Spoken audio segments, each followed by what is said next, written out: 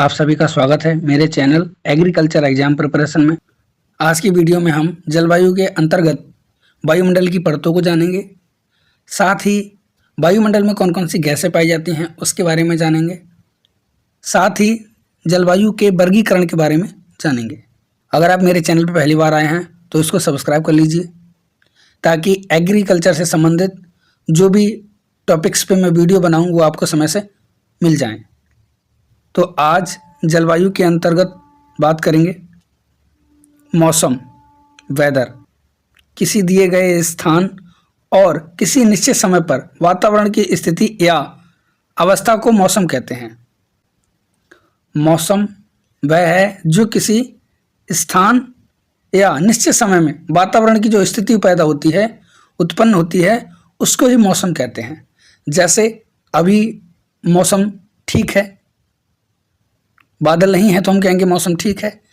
अभी कुछ घंटों में अगर बादल छा जाते हैं तो कहा जाएगा कि बादल छाए हुए हैं, और बारिश होने लगती है तो बोलते हैं कि एक बारिश का मौसम है। तो मौसम किसी स्थान पर निश्चित समय में जो वातावरण जो है, एनवायरनमेंट में जो स्थिति उत्पन्न होती है, उसको ही मौसम कहा जाता है। वायुमंडल, एटमॉस्फेयर, यह रंगहीन, स्वादहीन, गंधहीन गैसों का मिश्रण है जो पृथ्वी को चारों ओर से घेरे हुए है। ये पृथ्वी की सतह से लगभग 1600 किलोमीटर की ऊंचाई तक फैला हुआ है। वायुमंडल की जो ऊंचाई है वो 1600 किलोमीटर तक की ऊंचाई है। वायुमंडल के कुल द्रव्यमान का 99% भार पृथ्वी की सतह से 40 किलोमीटर की ऊंचाई के भीतर स्थित है। अब बात करते हैं वातावरण की संरचना। ऊंचाई के साथ तापमान में अंतर, वर्टिकल टेम्परेचर डिफरेंस के आधार पर वायुमंडल को 4 परतों में विभाजित किया जाता है।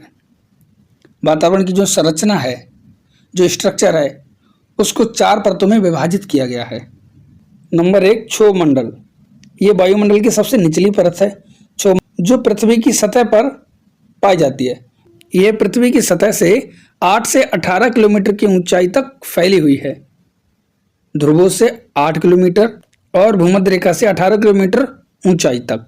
इस परत में 6 डिग्री सेल्सियस प्रति किलोमीटर की दर से ऊंचाई में वृद्धि के साथ तापमान घटता है। 1 किलोमीटर की दूरी पर जाने पर 6 डिग्री सेंटीग्रेड तापमान घट जाता है। यह कृषि एवं पृथ्वी के जलवायु को प्रभावित करती है। यह वायुमंडल का भारी हिस्सा है, डेंस पार्ट है। इसमें वायुमंडल के कुल द्रव्यमान का 85% भाग समाहित होता है, जबकि वायुमंडल के कुल भार का 99% भार पृथ्वी की सतह से केवल 40 किलोमीटर की ऊंचाई तक पाया जाता है। सभी मौसम की घटनाएं जैसे बादल बनना, वर्षा होना, धुआं, कोहरा, ओस आदि सभी इसी परत में होती हैं। ये सभी क्रियाएं जैसे बादल का बनना, वर्षा का होना, धुआं का होना, कोहरे का बनना, ओस का गिरना, ये सारी क्रियाएं क्षोभमंडल की परत में ही होती हैं। नंबर 2, समताप मंडल, स्ट्रेटोस्फीयर।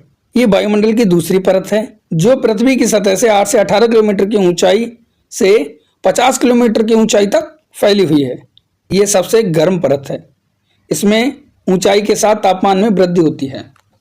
सबसे गर्म परत कौन सी है? समताप मंडल, स्ट्रेटोस्फीयर। इसमें क्या होता है, जैसे जैसे ऊंचाई बढ़ती है तापमान में वृद्धि होती है। हवा में अधिकांश प्रकाश रासायनिक क्रियाओं की वास्तविक जगह है। ये एक ऐसी परत है जहां पर प्रकाश के द्वारा रासायनिक क्रियाएं होती हैं।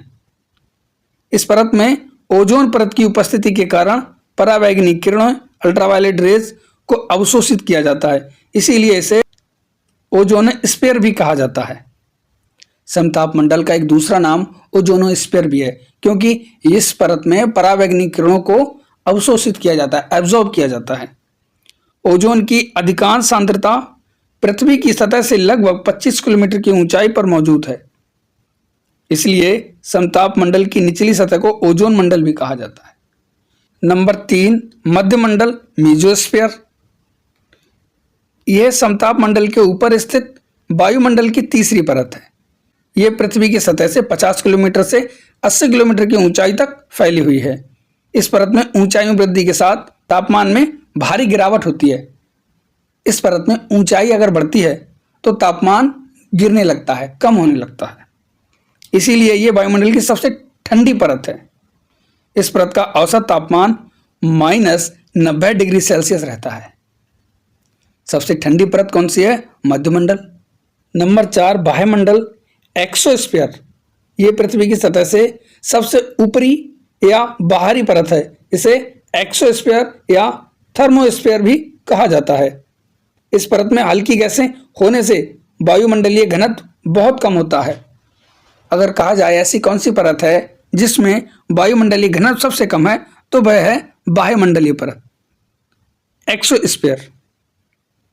पृथ्वी की सतह से ये मंडल परत 80 किलोमीटर की ऊंचाई से 1600 किलोमीटर तक फैला हुआ है। थर्मोस्फीयर की निचली परत 80 से 300 किलोमीटर में रेडियो सक्रिय विकिरणें पाए जाने के कारण इसको आयन मंडल, आयनोस्फीयर भी कहा जाता है। इस आयन मंडल के मध्य से लंबी दूरी की रेडियो संचार संभव है। इसी कारण रेडियो, टेलीविजन एवं मोबाइल फोन काम करते हैं। बाह्यमंडल की जो परत है, यहां से ही रेडियो, टेलीविजन, मोबाइल फोन सारे काम यहां से ही करते हैं। इस परत में ऊंचाई के साथ तापमान में वृद्धि होती है। यह ऐसी परत है जहां ऊंचाई बढ़ती है तो तापमान भी बढ़ने लगता है। यह क्षोमंडल की तरह ही है। आइए अब बात करते हैं वायुमंडलीय प्रमुख गैसों की संरचना के बारे में। यहाँ पर गैसें दी गई हैं। यहाँ आयतन दिया गया है प्रस्तुत में। Nitrogen 78.08%, oxygen 20.95%, argon 0.93%, carbon dioxide 0.03% या 300 से 360 ppm, नियॉन 0.0018%। मृदा की वायु में गैसों की संरचना। मृदा वायु में नाइट्रोजन प्रतिशत वायुमंडल की नत्रजन के लगभग समान होता है। बात यह कही जा रही है कि जो वायुमंडल में नत्रजन पाई जाती है, लगभग उतना ही नत्रजन मृदा की जो वायु होती है उसमें पाया जाता है, जबकि वायुमंडल की तुलना में ऑक्सीजन का स्तर थोड़ा कम होता है। ऑक्सीजन गैस का प्रतिशत वायुमंडल की अपेक्षा मृदा वायु में कम होता है। मृदा वायु में वातावरण की तुलना में CO2 कार्बन डाइऑक्साइड का स्तर 8 से 10 गुना अधिक 0.25 से 3% होता है। यहाँ पर सीधी बात कही जा रही है कि नाइट्रोजन वायुमंडल में और मृदा में समान होती है। कार्बन की बात करूं तो वह वायुमंडल की अपेक्षा 8 से 10 गुना होती है। अगर मैं ऑक्सीजन की बात करूं तो ऑक्सीजन का लेवल वायुमंडल के लेवल से कुछ कम होता है मृदा के अंदर।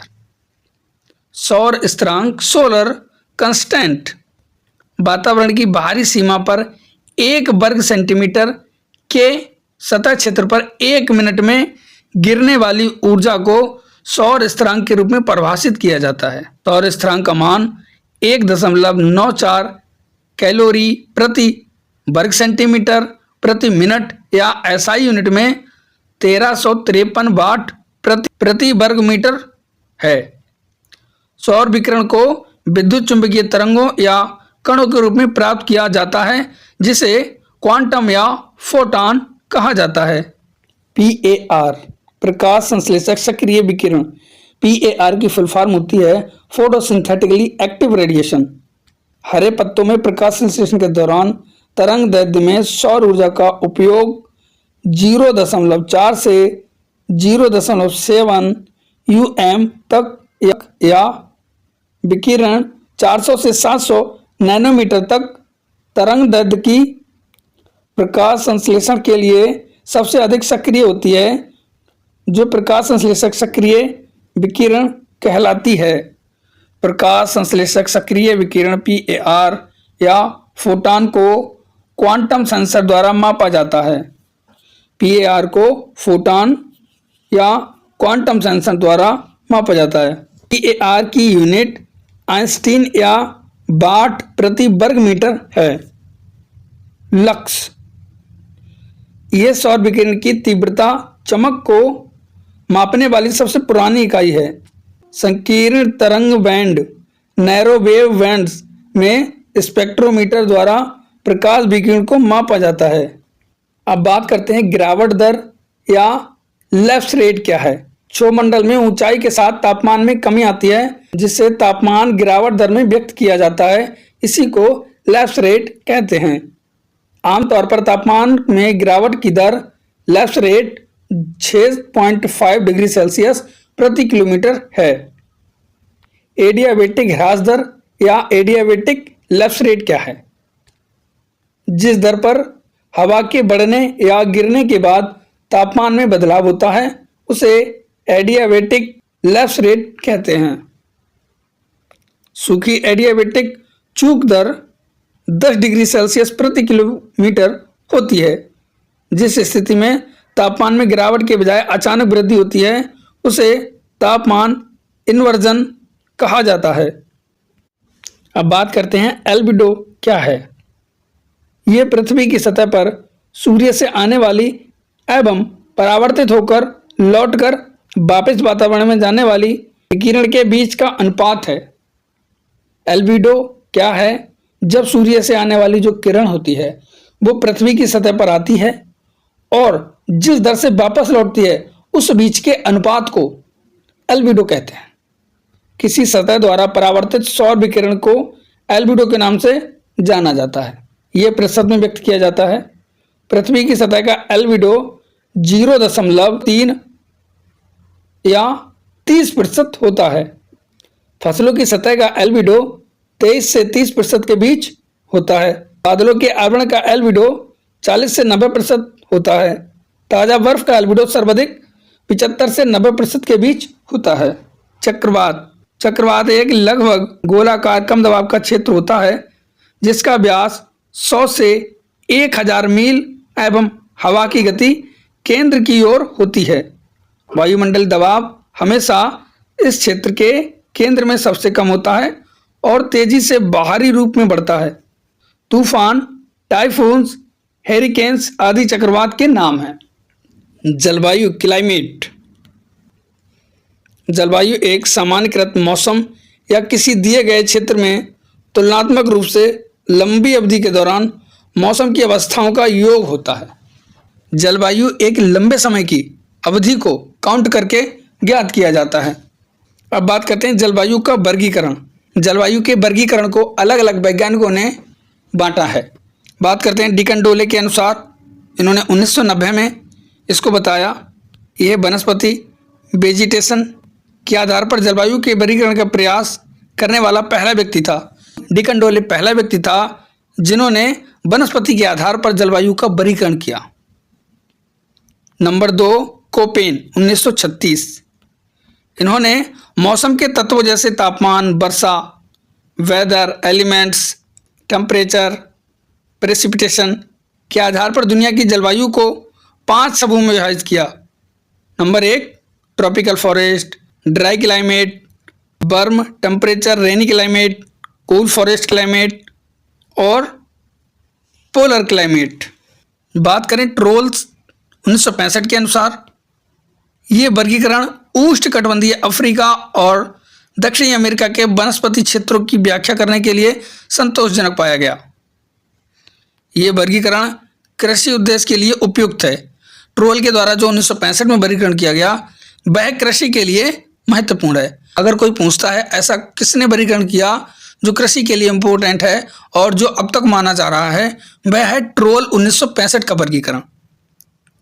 इक्रिसैट ने भारत में अर्धशुष्क कटिबंधियों को वर्गीकृत करने के लिए इस पद्धति को अपनाया। थॉर्नबेट पीई सूचकांक, टीई एवं वर्षा के सीजन वितरण के आधार पर पीई इंडेक्स बराबर P/E × 100, जहां पीई का मतलब प्रभावी वर्षा, ई का मतलब प्रेसिपिटेशन वार्षिक वर्षा, ई का मतलब एवोपरेशन वार्षिक बाष्पीकरण, नमी सूचकांक की कमी most significant index MDI, AICRP on dry land ICAR ने MDI पर आधारित वर्गीकरण को अपनाया। MDI P minus PET upon PET into 100।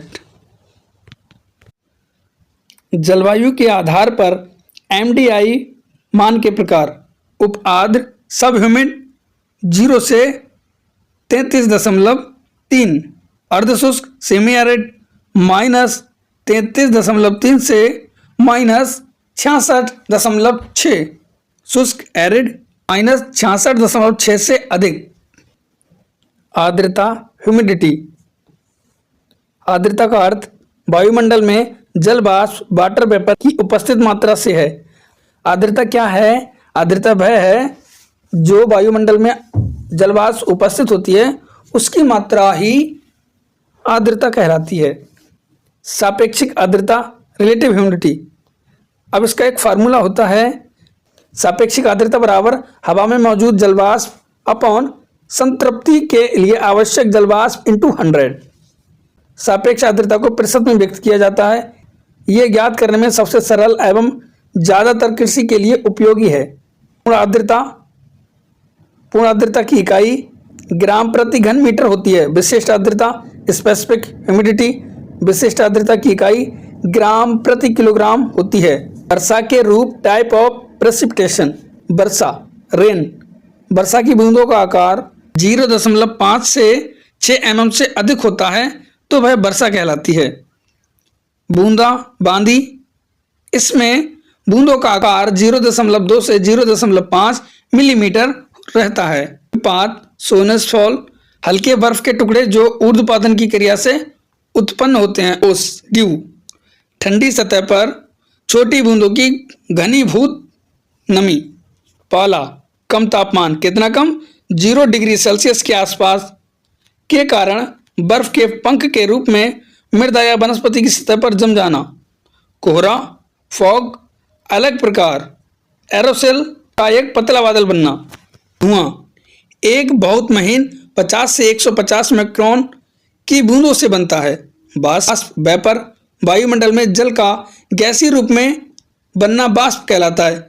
यह कुल वैश्विक जल का लगभग 0.001% होता है। तापमान टेम्परेचर। यह मौसम का सबसे महत्वपूर्ण तत्व है। तापमान का मापन।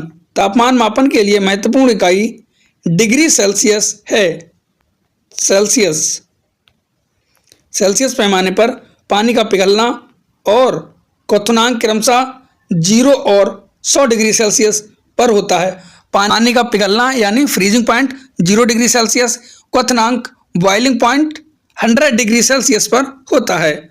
फ़ारेनहाइट स्केल से सेल्सियस में बदलने का सूत्र निम्न है। C बराबर F-32 इंटू 5/9।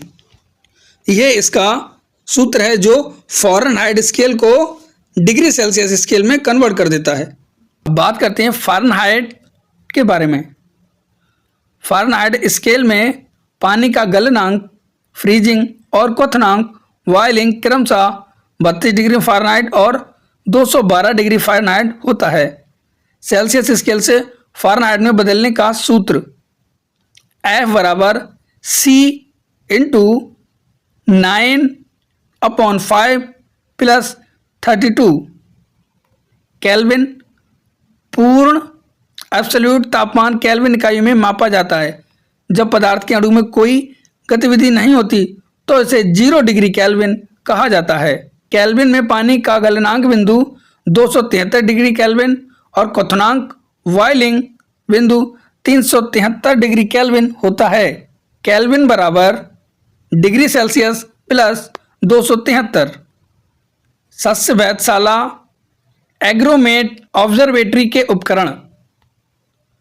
अधिकतम एवं न्यूनतम थर्मामीटर, गीला एवं शुष्क वाल्व थर्मामीटर स्टेवेंस स्क्रीन में लगे रहते हैं। मृदा तापमापी, थर्मोग्राफ, हाइग्रोग्राफ, वायु दिशक सूचक यंत्र, रॉबिन्स कप एनीमोमीटर, साधारण वर्षामापी, USWB खुला वाष्पीकरण पात्र, कम्बेल स्टॉक सनशाइन रिकॉर्डर। उपकरण सस्य वेधशाला एग्रोमेट ऑब्जर्वेटरी के उपकरण हैं। अधिकतम थर्मामीटर, इसका उपयोग दिन के दौरान प्राप्त अधिक तापमान मापने के लिए किया जाता है। इसमें खोखली कांच की नली पारा से भरी रहती है। अधिकतम थर्मामीटर का उपयोग अधिकतम तापमान को ज्ञात करने के लिए किया जाता है तथा ये जो थर्मामीटर होता है उसकी जो कांच की नली होती है उसमें पारा भरा हुआ होता है और अधिकतम तापमान दोपहर 2 बजे के समय होता है।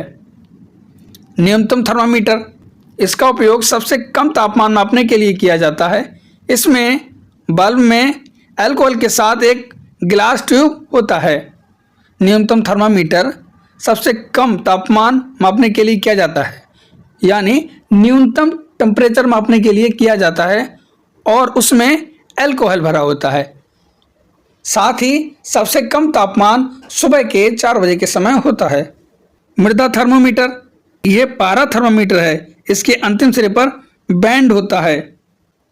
थर्मोकपल्स, इसका उपयोग मिट्टी के तापमान को मापने के लिए किया जाता है और ये दोनों प्रकार के होते हैं, जैसे थर्मो इलेक्ट्रिक और थर्मो रेसिडेंट।